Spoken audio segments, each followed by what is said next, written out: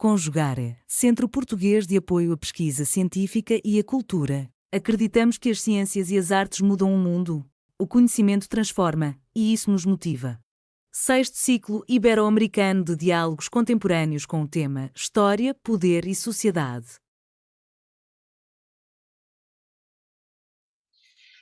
Boa noite, meu nome é Érica Barros de Almeida Araújo, sou mestre em Patrimônio Cultural pelo Programa de Pós-Graduação em Patrimônio, Cultura e Sociedade da Universidade Federal Rural do Rio de Janeiro e doutoranda pelo Programa em História Social do Programa de Pós-Graduação em História Social da Faculdade de Formação de Professores da UERJ.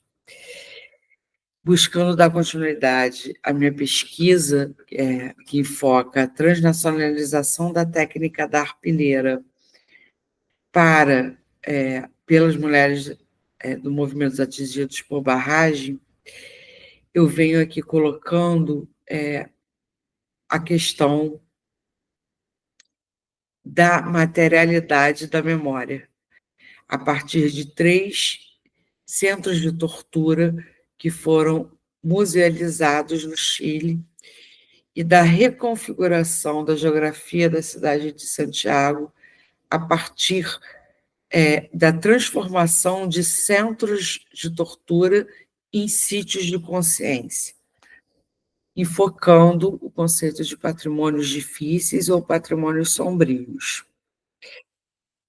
Dentro dessa perspectiva, eu, como historiadora, eu começo a partir do meu deslocamento pela cidade de Santiago, do Chile, pensando nas camadas de tempo que aquela cidade abarca e lançando sobre a cidade um olhar arqueológico ou uma estratigrafia do olhar sobre a cidade e pensando que a cidade de Santiago, com as suas linhas retas, divididas em quadrículas, foi construída sobre uma cidadela inca.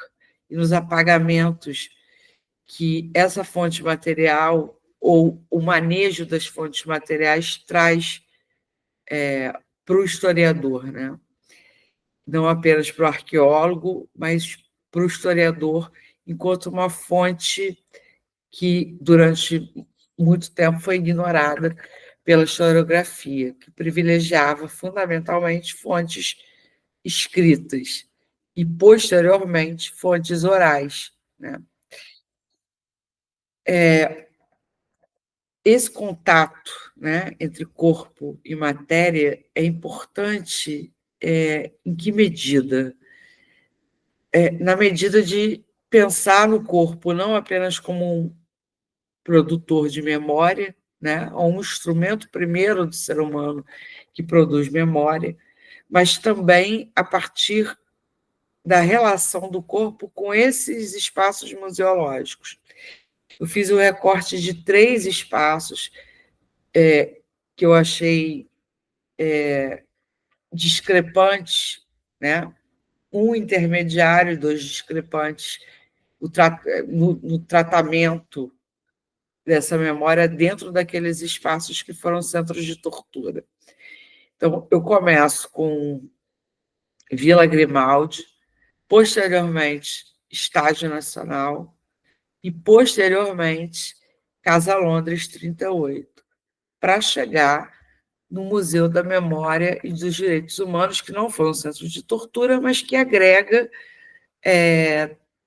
os acervos sobre violação de direitos humanos de todo o Chile e que tem uma proposição universalista para aquele acervo, né?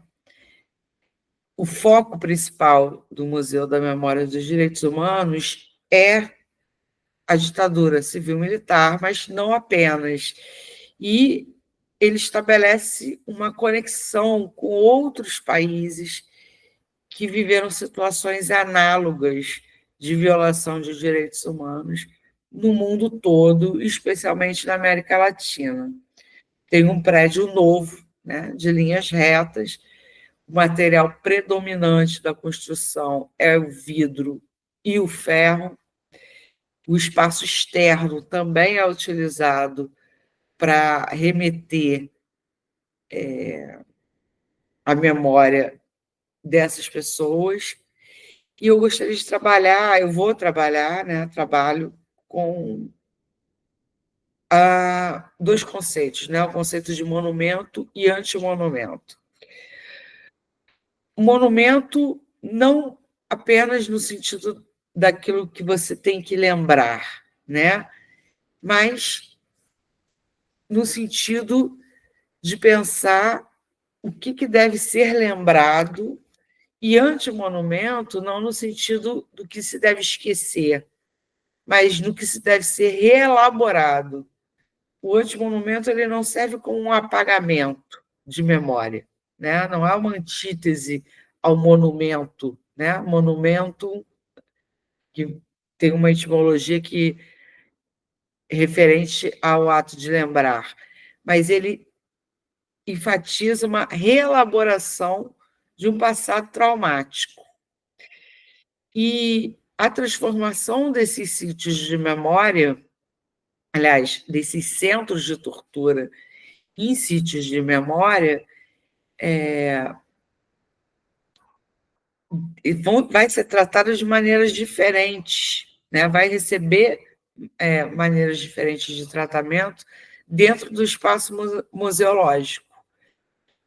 E vão servir como marcadores de uma outra geografia ou uma geografia da memória na ditadura civil-militar chilena. Por que eu uso o Chile, né? Pensando no Chile? Quando a gente pensa no Chile, a gente vai pensar também que tipo de política de memória é implementada sobre memórias traumáticas no Brasil, né? Como é que nós trabalhamos a questão das nossas memórias traumáticas, né? Então, eu ouso dizer que se o maior trauma do Brasil foi a escravidão, o maior trauma do Chile foi a ditadura, né, que ocorreu entre 1973 e 1989. E esses três sítios de memória, que são três entre vários, existem mais de 10 sítios de memória relacionados à ditadura, e a maioria deles foram centros de tortura e que foram musealizados.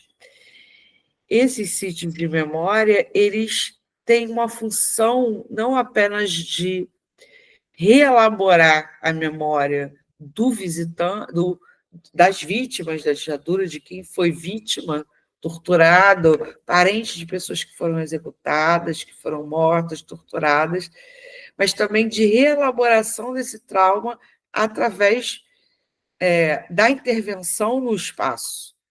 Então, o museu ele deixa de ser apenas um local de colecionismo de objetos para se tornar um espaço de não apenas de dever de memória, de mostrar o que aconteceu, mas também de pensar em futuros possíveis a partir da reelaboração desse trauma, dessa ferida aberta, né? E mal comparando com a política de memória voltada para patrimônios sombrios no Brasil, nós ainda estamos numa fase em que estamos escavando essas memórias traumáticas, né? Antes de reelaborar, a gente ainda está numa fase de descoberta dessas camadas de temporalidade sobre o trauma que retorna sem cessar enquanto nós fazemos uma política de esquecimento, né? Enquanto nós fazemos uma política de esquecimento sobre esses sítios de memória. Então, eu gostaria de apresentar esse trabalho pensando de forma transversalizada sobre esses patrimônios sombrios, né? Pensando na política de memória que nós empreendemos aqui, mal comparando, né? O Memorial da Resistência em São Paulo, com o Museu da Memória e dos Direitos Humanos, a Casa da Morte em Petrópolis, que foi tombada pelo município, né, pelo Instituto de Patrimônio do Estado do Rio de Janeiro, e pensando até nos monumentos que remetem à escravidão, né, no Brasil, e que é a nossa memória mais dolorosa. E a necessidade de uma implementação de uma política de memória que revisite esses lugares traumáticos, né? Diferente do conceito do Pierre Nora, né? De que nós vivemos um excesso de memória, no Brasil nós vivemos um excesso de esquecimento. E é isso. Boa noite. Gostaria de agradecer pela atenção. Muito obrigada. Realização: Conjugare, Centro Português de Apoio à Pesquisa Científica e à Cultura. Inscreva-se no canal, comente, curta e compartilhe. Obrigado por assistir.